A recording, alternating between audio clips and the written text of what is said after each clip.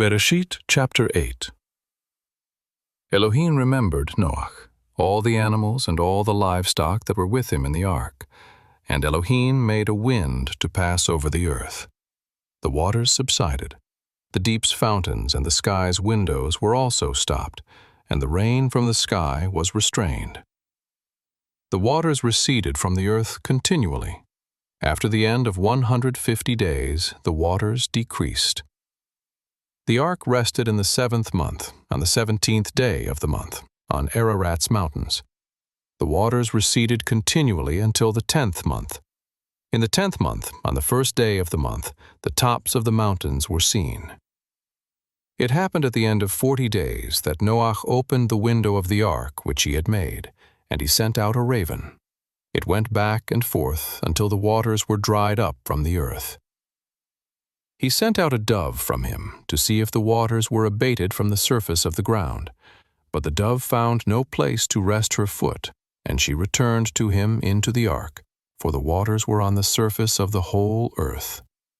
He put out his hand and took her, and brought her to him into the ark. He stayed yet another 7 days, and again he sent the dove out of the ark. The dove came back to him at evening, and behold, in her mouth was an olive leaf plucked off. So Noach knew that the waters were abated from the earth. He stayed yet another 7 days, and sent out the dove, and she didn't return to him any more. It happened in the 601st year, in the 1st month, the 1st day of the month, the waters were dried up from the earth. Noach removed a covering of the ark, and looked. He saw that the surface of the ground was dried. In the 2nd month, on the 27th day of the month, the earth was dry.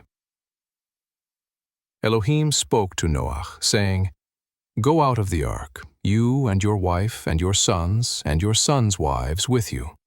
Bring out with you every living thing that is with you of all flesh, including birds, livestock, and every creeping thing that creeps on the earth, that they may breed abundantly in the earth, and be fruitful, and multiply on the earth."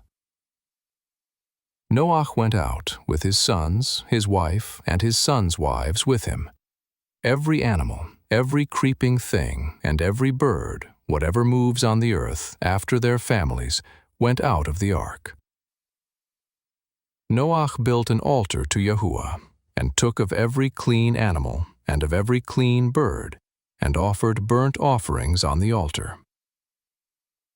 Yahuwah smelled the pleasant aroma.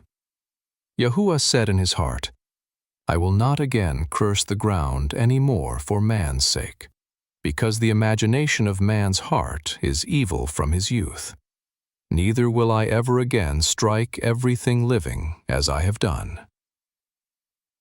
While the earth remains, seed time and harvest, and cold and heat, and summer and winter, and day and night shall not cease.